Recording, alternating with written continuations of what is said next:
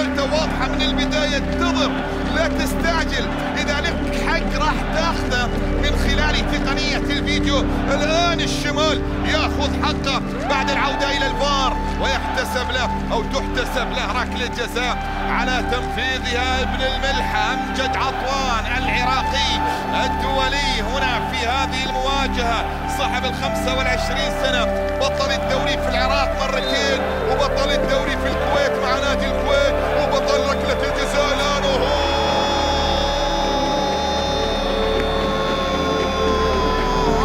أينما حل وارتحل ابن الرافدين ينثر إبداعاته كما عهدنا العراق دائما بالمتعة والإثارة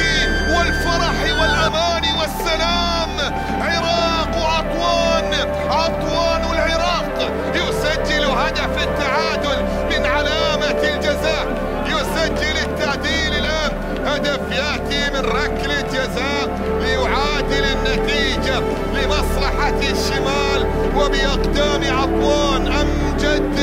يسجل هدف التعديل لتعود الأمور